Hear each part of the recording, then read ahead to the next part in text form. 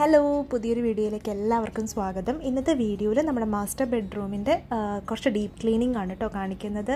ജോലിൻ്റെ ഇടയിൽ കുറച്ച് സമയം കിട്ടിയപ്പോൾ ഞാൻ കുറച്ചധികം ക്ലീനിങ് ചെയ്തു. അപ്പോൾ എന്തായാലും നിങ്ങളായിട്ട് ഷെയർ ചെയ്യാമെന്ന് വിചാരിച്ചു. അപ്പോൾ നിങ്ങൾക്കൊരു മോട്ടിവേഷൻ ആവുമല്ലോ. അപ്പോൾ എന്തായാലും നമുക്ക് കണ്ടു നോക്കാം. അപ്പം ഫാനിൻ്റെ ഒരു അവസ്ഥയാണ് കേട്ടോ. നിങ്ങൾക്ക് വീഡിയോയിൽ കാണാൻ പറ്റുന്നുണ്ടോ എന്ന് എനിക്കറിയില്ല. പക്ഷേ ഫാൻ അത്യാവശ്യം നല്ല രീതിയിൽ പൊടി പിടിക്കുന്നുണ്ട്. ഇവിടെ ഫ്ലാറ്റിൽ അത്യാവശ്യം നല്ല രീതിയിൽ പൊടിയുണ്ട് കേട്ടോ.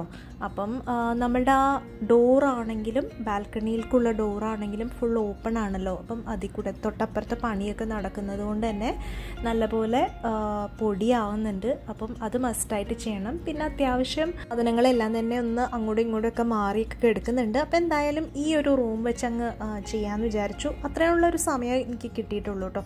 അപ്പോൾ എന്തായാലും ഈ റൂമിൻ്റെ ക്ലീനിങ് ചെയ്യാമെന്നാണ് ആദ്യം വിചാരിക്കുന്നത്. അപ്പോൾ ഞാൻ റൂമിലെ ബെഡ്ഷീറ്റ് തൊട്ടടുത്ത ദിവസം ചേഞ്ച് ചെയ്തിട്ടുള്ളൂ കേട്ടോ. അതുകൊണ്ട് തന്നെ എനിക്ക് ആ ബെഡ്ഷീറ്റ് വീണ്ടും മാറ്റി അലക്കാൻ അത്ര ഒരു മനസ്സ് തോന്നുന്നില്ല. നല്ല രീതിയിൽ വിരിച്ചിട്ടേക്കുന്നതായിരുന്നു. അപ്പോൾ എന്തായാലും ഞാൻ വിചാരിച്ചു ഒരു പഴയ ബ്ലാങ്കറ്റ് വെച്ചിട്ട് ജസ്റ്റ് ഒന്ന് കവർ ചെയ്തിടാം. അപ്പോൾ പിന്നെ വലിയ പ്രശ്നമില്ലല്ലോ. പക്ഷെ ഇങ്ങനെയാണെങ്കിൽ കൂടിയും ലാസ്റ്റ് ഞാൻ ബെഡ്ഷീറ്റ് മാറ്റി കേട്ടോ. കാര്യം എനിക്ക് ഫുൾ ക്ലീനിങ് കഴിഞ്ഞപ്പോഴത്തേനും പിന്നെ ആ ബെഡ്ഷീറ്റ് ഇടാൻ വേണ്ടി തോന്നിയില്ല. അപ്പോൾ എന്തായാലും നമുക്ക് ഫസ്റ്റ് നമ്മുടെ ക്ലീനിങ് വരുന്നത് ഫാനിൻ്റെ ക്ലീനിങ് ആണ് കേട്ടോ. അപ്പം പല രീതിയിൽ ഫാൻ ക്ലീൻ ചെയ്യുന്നത് കണ്ടിട്ടുണ്ട്. പില്ലോ കവേഴ്സ് യൂസ് ചെയ്തിട്ടും പിന്നെ ഒരു നീളമുള്ള റോഡ്, ഇതിന് വേണ്ടി തന്നെയുള്ള റോഡ്, മൈക്രോ ഫൈബർ എൻഡുള്ള റോഡ്സും എല്ലാം ഉണ്ടല്ലോ. പക്ഷേ ഞാൻ പൊതുവേ ചെയ്യുന്നത് ഇതുപോലെ ചെയറിൽ കയറി നിന്ന് എത്താവുന്ന സംഭവമാണെങ്കിൽ തുണി വെച്ച് തുടച്ചെടുക്കുക തന്നെയാണ് കേട്ടോ ചെയ്യുന്നത്. അപ്പോൾ ഇതേപോലെ പഴയ കോട്ടൺ ക്ലോത്ത്സ് ഒക്കെ ഉണ്ടാവുമല്ലോ. അപ്പോൾ അത് ആദ്യം ഒന്ന് ഏതെങ്കിലും ഒരു പീസ് നനച്ചും കൊണ്ട് തുടയ്ക്കും. കാരണം നനച്ച് തുടയ്ക്കുമ്പോഴാണ് നമുക്ക് ഒരുവിധപ്പെട്ട അഴുക്കുകളൊക്കെ പോരുക. അതിന് ശേഷം ഉണങ്ങിയൊരു തുണി വെച്ചിട്ട് നന്നായിട്ട് തുടച്ചെടുത്താൽ അത്യാവശ്യം നല്ല രീതിയിൽ ക്ലീനായി തന്നെ കിട്ടും കേട്ടോ. പിന്നെ ക്ലീനിങ് ചെയ്യുമ്പോൾ എപ്പോഴും നമ്മൾ മേലിൽ നിന്ന് താഴോട്ട് തന്നെ ക്ലീൻ ചെയ്യാൻ വേണ്ടി നോക്കുക. അതുപോലെ ഈ കബേർഡ്സിൻ്റെ മേലെയുള്ള സർഫസസ് ഒക്കെ അല്ലേ, അവിടെയൊക്കെ നമ്മൾ കഴിയണതും ന്യൂസ് പേപ്പർ വിരിച്ചു കൊടുക്കുക. അപ്പോൾ നമുക്ക് നെക്സ്റ്റ് ടൈം ക്ലീൻ ചെയ്യുന്ന സമയത്ത് ആ പേപ്പർ ജസ്റ്റ് മാറ്റിയാൽ മതിയല്ലോ. ഇപ്പോൾ ഒക്കെ ചെയ്യുന്ന കബേർഡ്സ് എല്ലാം സീലിംഗ് വരെ മുട്ടിക്കുന്ന രീതിയിൽ കബേർഡ്സ് ചെയ്തെടുക്കാറുണ്ട്. അപ്പം ഈ ഒരു പ്രോബ്ലം നമുക്ക് അങ്ങനെ ഒഴിവാക്കാനും പറ്റും. അപ്പോൾ വലിയ തെറ്റില്ലാത്ത രീതിയിൽ അതിലുള്ള പൊടിയൊക്കെ പോന്നിട്ടുണ്ട്. ഞാൻ അത്യാവശ്യം സാറ്റിസ്ഫൈഡ് ആയിരുന്നു കേട്ടോ. ഇനിയത്തെ പരിപാടി എന്ന് പറഞ്ഞാൽ കേർട്ടൻസ് ഒക്കെ മാറ്റുക എന്നുള്ളതാണ്. കുറച്ചധികം നാളായി കേർട്ടൻസ് മാറ്റിയിട്ട്. ഇതിപ്പോൾ ഞാൻ നിങ്ങളെ കേർട്ടനിലെ പൊടിയൊക്കെ ഒന്ന് കാണിക്കാൻ വേണ്ടി ശ്രമിച്ചതായിരുന്നു. പക്ഷെ എനിക്ക് തോന്നുന്നു ക്യാമറയിൽ നമുക്ക് അധികം കാണാൻ പറ്റില്ല. പക്ഷേ ആ കേർട്ടനിലൊക്കെ നല്ല പോലെ പൊടി ഉണ്ടായിരുന്നു കേട്ടോ. അപ്പം എന്തായാലും അപ്പം അത് ഞാൻ വാഷിംഗ് മെഷീനിൽ തന്നെയാണ് ക്ലീൻ ചെയ്യാറ്. പക്ഷേ ഇതിപ്പം എപ്പോഴും ഒന്നും നമ്മൾ ചെയ്യില്ലല്ലോ.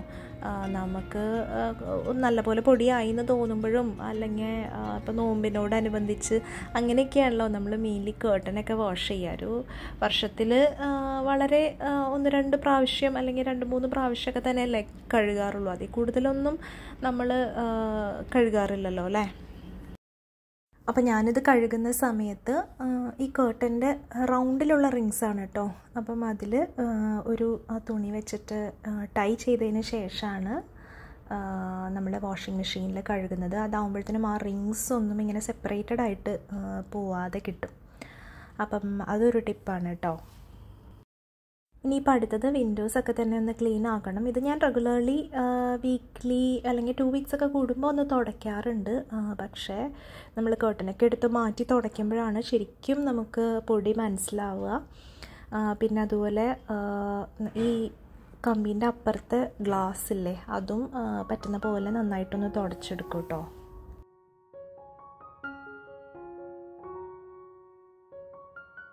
ശരിക്കും ഈ കമ്പി തുടയ്ക്കുന്ന പണി ശരിക്കും ഒരു മടിപ്പണിയാണല്ലേ. എനിക്ക് കുറച്ച് മടിയുള്ളൊരു പണിയാണ്. എന്നാലും നമ്മളിങ്ങനെ റെഗുലറായിട്ട് ചെയ്തു പോയില്ലെങ്കിൽ നല്ലപോലെ പൊടി പിടിക്കും. അപ്പോൾ ഞാൻ ചെയ്യുന്നത് ഇതുപോലെ നമ്മൾ കളയാൻ വേണ്ടിയിട്ട് വേസ്റ്റ് തുണികൾ എടുത്തു വെച്ചിട്ടുണ്ടാവുമല്ലോ, അത് ചെറിയ ചെറിയ പീസാക്കി കട്ട് ചെയ്ത് വെക്കും. എന്നിട്ട് എപ്പോഴേലും ഒരു ഗ്യാപ്പൊക്കെ കിട്ടുമ്പോൾ ചെറുതായിട്ട് നനച്ചിട്ട് നന്നായിട്ടങ്ങ് തുടച്ചിട്ട് അതങ്ങ് ഡിസ്കാർഡ് ചെയ്ത് കളയും. അങ്ങനെ ആകുമ്പോഴത്തേനും അതൊരു വലിയ പണിയായിട്ട് തോന്നാറില്ല കേട്ടോ. അപ്പോൾ അതൊരു ചെറിയ ഏരിയ ആയിട്ടാണെങ്കിലും നമുക്ക് അങ്ങനെ ഇടയ്ക്കിടയ്ക്ക് ക്ലീൻ ചെയ്ത് പൊടി നമുക്ക് ഒഴിവാക്കിയെടുക്കാം. അപ്പോൾ ഈ ഒരു ജനലിൻ്റെ ഏരിയ ഏകദേശം ക്ലിയർ ആയിട്ടുണ്ട്. അപ്പോൾ നമ്മുടെ കേർട്ടൻ റോഡില്ലേ, അതും ഞാൻ കൈയോടെ ഒന്ന് തുടച്ചെടുക്കുകയാണ്. അതല്ലെങ്കിൽ ചിലപ്പം അതിൻ്റെ കാര്യം അങ്ങ് വിട്ടുപോകും. അടുത്തത് ശരിക്കും പറഞ്ഞാൽ ഒരു വലിയ ടാസ്ക്കാണ്. അതായത് നമുക്കിവിടെ 2 ബെഡ്റൂംസിൽ വലിയ ഡോർസ് ഉണ്ട്, ബാൽക്കണിയിലോട്ട് പോകുന്ന വിൻഡോ കം ഡോർ എന്ന് വിളിക്കാം, ഇങ്ങനെ സ്ലൈഡിങ് ഡോറായിട്ട്. അപ്പം അതിൽ ശരിക്കും പറഞ്ഞാൽ നെറ്റ് ഇട്ടേക്കാണ്. അപ്പോൾ ആ നെറ്റിൻ്റെ പോർഷനും അതുപോലെ അതിൻ്റെ ആ ഗ്ലാസ് പോർഷനിലും എല്ലാം തന്നെ നല്ല പൊടിയുണ്ടാവും. പലപ്പോഴും ഞാൻ ഫ്രീ ടൈം കിട്ടുമ്പോൾ ഇതുപോലെ ചെറിയ ചെറിയ കോട്ടൺ പീസ് കൊണ്ടുവന്ന് ജസ്റ്റ് ഇങ്ങനെ നനച്ച് കൊടുത്ത് റബ്ബ് ചെയ്തുകൊണ്ടിരിക്കും. ഒരു ദിവസം ചെയ്താൽ തന്നെയും പിറ്റേ ദിവസം നോക്കുമ്പോൾ അപ്പോഴും നല്ല പൊടി ഉണ്ടാവും കേട്ടോ. അപ്പം നമുക്ക് പറ്റുന്ന പോലെ ചെയ്യാന്നേ ഉള്ളൂ. ഇതിപ്പോൾ എനിക്ക് കുറച്ച് ഫ്രീ ടൈം കിട്ടിയപ്പോൾ നമുക്കിങ്ങനെ ക്ലീനിങ് പെൻഡിങ് വരുമ്പോൾ നമ്മുടെ മനസ്സിനൊരു സമാധാനക്കുറവാണല്ലോ. അപ്പോൾ ഞാൻ ഈ ഒരു ടൈം കിട്ടിയപ്പം ഈ റൂമിലൊന്ന് ഫോക്കസ് ചെയ്യാമെന്ന് വിചാരിച്ച് അങ്ങനെ ഇറങ്ങിയതാണ് കേട്ടോ.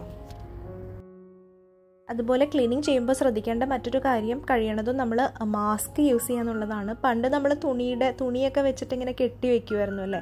ഇപ്പം നമുക്ക് മാസ്കൊക്കെ നമ്മുടെ വീട്ടിൽ ഈസിലി അവൈലബിൾ ആയതുകൊണ്ട് അതൊരെണ്ണം എടുത്ത് ഇട്ടാൽ മതി.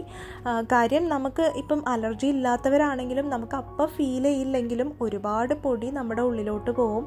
അപ്പോൾ ഈ മാസ്ക് വെക്കുക എന്നുള്ളത് നമ്മൾ മസ്റ്റായിട്ടും ഓർത്തിരിക്കേണ്ട ഒരു കാര്യമാണ് കേട്ടോ. പിന്നെ ഡീപ്പ് ക്ലീൻ ചെയ്യുമ്പോൾ നമ്മൾ സാധനങ്ങൾ ആ മുറിയിൽ നിന്ന് വേറെ മുറിയിലോട്ട് കൊണ്ടുപോകുന്നില്ലെങ്കിൽ എന്തായാലും പറ്റുമ്പോൾ അതൊരു സ്ഥലത്തോട്ട്, ഇപ്പം ചില പീസസ് ഡെക്കറേഷൻ പീസസ് ഒക്കെ ഉണ്ടാവുമല്ലോ, അതൊക്കെ മാറ്റിയിട്ട് അതൊരു സ്ഥലത്ത് ഒരുമിച്ച് വെച്ചിട്ട് പറ്റിയെങ്കിൽ ഒരു തുണി വെച്ചിട്ടൊന്ന് മൂടിയിടുകയാണെങ്കിൽ അതൊന്നും അധികം പൊടി പിടിക്കാതെ കിട്ടും. പിന്നെ ഇപ്പം കിട്ടുന്ന ചില പില്ലോസൊക്കെ നമുക്കിപ്പം മെഷീൻ വാഷ് ചെയ്യാമെന്നാണ് തോന്നുന്നത്. അങ്ങനെയാണെങ്കിൽ അങ്ങനെയുള്ളത് യൂസ് ചെയ്യുകയാണെങ്കിൽ നമുക്ക് ഒത്തിരി ഉപകാരമായിരിക്കും. നമ്മൾ പഞ്ഞിയുടെയൊക്കെ യൂസ് ചെയ്യുകയാണെങ്കിൽ എന്തായാലും നമുക്ക് നനച്ചെടുക്കാൻ പറ്റില്ലല്ലോ. അപ്പോൾ ഇനി അടുത്ത പരിപാടി ലൈറ്റ്സൊക്കെ ഒന്ന് ക്ലീനാക്കി എടുക്കുകയാണ് കേട്ടോ. ഇതൊക്കെ വല്ലപ്പോഴും ചെയ്യുന്ന കാര്യമാണ്. നമ്മുടെ റെഗുലർ ക്ലീനിങ്ങിൽ ഇതൊന്നും ഇൻക്ലൂഡ് ആക്കാറില്ല. അപ്പം നല്ല പൊടി പിടിച്ചിട്ടുണ്ട്. അപ്പോൾ ഞാൻ ഇതിപ്പോൾ ഈ അടുത്ത് വാങ്ങിയൊരു ബ്രഷാണ് കേട്ടോ. നമ്മൾ സാധാരണ വാങ്ങുന്നതല്ല, ഇത് ചെറുതായിട്ടൊരു തുണിയുടെ സ്റ്റൈലാണ്. സാധാരണ നല്ല നൈസായിട്ടുള്ളൊരു മെറ്റീരിയൽ അല്ലേ, അതല്ല, എന്നാൽ ഒരു പ്രത്യേക തരം മെറ്റീരിയലാണത്. എന്തായാലും കുഴപ്പമൊന്നുമില്ല. അപ്പോൾ ഞാനത് യൂസ് ചെയ്തിട്ടാണ് ആ ലൈറ്റിൻ്റെ പൊടിയൊക്കെ എടുക്കുന്നത്. നല്ല സോഫ്റ്റായിട്ട് ലൈറ്റിൻ്റെ ആ ഹോൾഡറിൻ്റെ ഉള്ളിലോട്ടൊക്കെ കയറിപ്പോവുമല്ലോ. അതുപോലെ ക്ലോക്കിൻ്റെ ഏരിയയും ഇങ്ങനെയുള്ള ഏരിയാസിനൊക്കെ ഇങ്ങനെയുള്ള ബ്രഷ് യൂസ് ചെയ്യുന്നത് ഒത്തിരി നല്ലതാട്ടോ. കാരണം നല്ല ഡെലിക്കേറ്റാണ്. നമ്മൾ ഇപ്പം ചെറിയ പീസസിലൊക്കെ നമ്മൾ തൊട്ടാലും ഒന്നും പറ്റാണ്ട് നമുക്ക് പൊടി മാത്രം ഇങ്ങ് എടുക്കാൻ പറ്റും. അപ്പോൾ എനിക്ക് നല്ല ഇഷ്ടമുള്ളൊരു ക്ലീനിങ് സംഭവമാണ് കേട്ടോ ഇത്. നിങ്ങളുടെ വീട്ടിൽ ഇങ്ങനെ ഒന്ന് വാങ്ങിച്ചിട്ടില്ലെങ്കിൽ എന്തായാലും ഒന്ന് വാങ്ങി വെക്കണം കേട്ടോ. അപ്പോൾ എല്ലാ കടകളിലും, നമ്മുടെ സ്റ്റേഷനറി കടകളിലെല്ലാം തന്നെ ഇത് കിട്ടും. അപ്പം എല്ലാ ഐറ്റംസും ഇല്ലേ, എന്താ പറയുക, ഈ ലൈറ്റ്, അതുപോലെ ചെറിയ കോർണേഴ്സ്, അതിലൊക്കെ നമുക്ക് കയറ്റിക്കൊണ്ട് ജസ്റ്റ് ഒരു വലിക്കുമ്പോഴത്തേനും ഇടയിലുള്ള പൊടി കംപ്ലീറ്റ് ഇങ്ങ് പോകുന്നുള്ളൂ കേട്ടോ. പിന്നെ ഇതിൽ നിന്ന് പൊടി കളയാനാണെങ്കിലും നമ്മൾ ജസ്റ്റ് ഒന്ന് തട്ടിക്കളഞ്ഞാൽ മതി, എളുപ്പത്തിൽ ചെയ്തെടുക്കാം. അടുത്ത എൻ്റെ ഒരു ടാസ്ക് എന്ന് പറഞ്ഞാൽ ഒരു കോർണർ ടേബിളുണ്ട്. അപ്പോൾ അതൊന്ന് ക്ലീൻ ആക്കാമെന്ന് വിചാരിച്ചു. മിക്കപ്പോഴും ഞാൻ യൂസ് ചെയ്യുന്ന വാട്ടർ ബോട്ടിൽസ്, പിന്നെ എന്തെങ്കിലുമൊക്കെ നമ്മുടെ ബെഡ് സൈഡിലിരുന്ന് ചെയ്യാവുന്ന കാര്യങ്ങളെല്ലാം തന്നെ ആ ഒരു ടേബിളിലുണ്ടാവും. പിന്നെ ആ ഒരു ടേബിളിൻ്റെ ഒരു പ്രത്യേകത, അതിൻ്റെ സൈഡിലൊക്കെ നല്ല കുത്തുപണിയൊക്കെ ഉണ്ട് കേട്ടോ. കുത്തുപണിയൊക്കെ ഉള്ളത് വരുമ്പോഴുള്ള ഒരു പ്രശ്നം എന്ന് വെച്ചാൽ അതിൻ്റെ ഉള്ളിലൊക്കെ നല്ല പൊടി കയറിയിരിക്കും. അപ്പം വാങ്ങിയ സമയത്ത് അത്ര അങ്ങോട്ട് നോട്ട് ചെയ്തില്ല. അപ്പം എന്തായാലും ഇനിയിപ്പം നമുക്ക് ക്ലീനാക്കി തന്നെ നിവൃത്തിയുള്ളൂ. അപ്പോൾ അതും പെട്ടെന്ന് ക്ലീനാക്കി എടുക്കാം. പിന്നെ ഇതിൻ്റെ ഇടയിൽ ഞാൻ ഇടയ്ക്കിടയ്ക്ക് പോയി വെള്ളം കുടിക്കുന്നുണ്ട് കേട്ടോ. അതേപോലെ നമുക്ക് വലിയ കുക്കിംഗ് ഒന്നും ഇല്ലാത്തൊരു ദിവസം വേണം ഇങ്ങനെയൊരു ക്ലീനിങ് നമ്മൾ ചൂസ് ചെയ്യാൻ. എനിക്ക് പക്ഷേ അങ്ങനെയുള്ള ഒരു ഇത് നോക്കാനൊന്നും പറ്റില്ല. വർക്ക് കുറവുള്ള ദിവസമാണ് ഞാൻ കൂടുതലും നോക്കുക. അതല്ലെങ്കിൽ ഇപ്പം കുക്കിംഗ് കുറവാണെങ്കിലും നമുക്ക് വർക്ക് ഉണ്ടാവുമല്ലോ. അപ്പം അന്നത്തെ ദിവസം ഒരു ഗ്യാപ്പ് കിട്ടിയിരുന്നു, ഒരു 2 മണിക്കൂറിൻ്റെ ഗ്യാപ്പ് കിട്ടിയിരുന്നു. അപ്പം ഞാൻ എന്നാൽ 1 മണിക്കൂർ കൊണ്ട് പെട്ടെന്നൊന്ന് ക്ലീൻ ആക്കാമെന്ന് വിചാരിച്ച് നിന്നതാണ് കേട്ടോ. ക്ലീനിങ് ചെയ്ത് വന്നപ്പോൾ കുറച്ച് എക്സോസ്റ്റഡ് ആയെന്നുണ്ടെങ്കിൽ കൂടിയും ക്ലീൻ ചെയ്ത് കഴിയുമ്പോൾ നമുക്ക് നല്ലൊരു സാറ്റിസ്ഫാക്ഷൻ ആണല്ലോ. പ്രത്യേകിച്ച് നമ്മുടെ മനസ്സിൽ അതൊരു പെൻഡിങ് ടാസ്ക്കായിട്ട് കിടക്കുകയും ചെയ്യും.